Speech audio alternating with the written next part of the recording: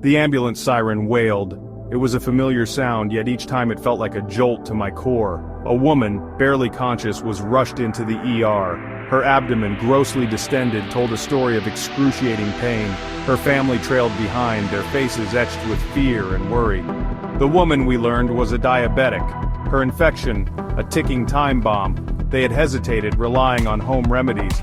Now time was slipping through our fingers. The smell hit me first. Pungent, putrid, the unmistakable stench of flesh succumbing to a relentless infection.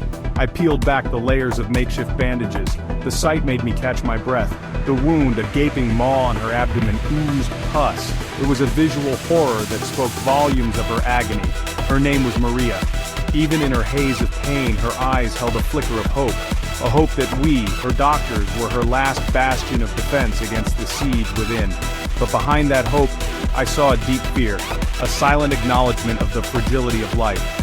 Her family huddled around her bedside, their whispers a constant hum. They spoke of her strength, her kindness, their desperate prayers. Their love for her was palpable, a thick blanket of concern in the sterile air of the ER. We started her on a cocktail of powerful antibiotics. The hope was to halt the infection's rampage, to buy her body some time to fight back. We cleaned and drained the wound, each movement a symphony of agony for Maria. Yet, she bore it all with a stoicism that both humbled and terrified me. Days bled into nights. The sterile smell of the hospital became a constant companion. The beeping of machines, the hushed whispers of nurses, the rustle of scrubs. These became the soundtrack of Maria's battle. But the infection, it seemed, had dug in its heels. Each morning I would check on Maria, my heart sinking a little further with each visit. The antibiotics, our trusted weapons, seemed to be losing their potency. The infection raged on, relentless, unforgiving. The hope that had flickered in Maria's eyes began to dim, replaced by a weary acceptance. The family, their initial hopefulness now replaced with a quiet despair, never left her side.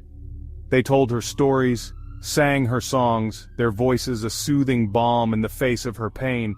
They were her anchor, and she, theirs. One evening, as I stood by Maria's bedside, adjusting her IV drip, she reached for my hand. Her grip, once strong, was now feeble. "Doctor," she whispered, her voice raspy. "I know." Her words, though soft, struck me with the force of a thunderclap. She knew, we both knew. The infection was winning. Modern medicine, for all its advancements, had reached its limit. Maria was going to die. And as a doctor, as a human being, I felt an overwhelming sense of helplessness. Her family, their faces stained with tears, gathered around her. They spoke their goodbyes, words choked with love and grief. Maria, her breathing shallow, managed a weak smile. She had made peace with her fate. It was a peace I couldn't help but envy. That night, I didn't go home. I sat in my office, the weight of Maria's impending death heavy on my chest. I thought about my own mortality, the fragility of life. It was a stark reminder that sometimes, despite our best efforts, we are just passengers on a journey we cannot control. Maria died peacefully in the early hours of the morning. Her family, holding her hands, surrounded her. I stood at the foot of her bed, a silent observer to the heartbreaking scene. As her monitor flatlined, a single tear escaped, tracing a path down my cheek. In the aftermath, there was a quiet sadness that permeated the air. The nurses, their faces etched with empathy, went about their duties with a somber grace. The family, their grief raw and visceral, sought solace in each other's arms. And me? I felt a profound sense of loss. Maria's death, though not unexpected, shook me. It was a reminder that sometimes, despite our best efforts, we are fighting a losing battle. But it was also a reminder of the resilience of the human spirit, the power of love and acceptance in the face of death.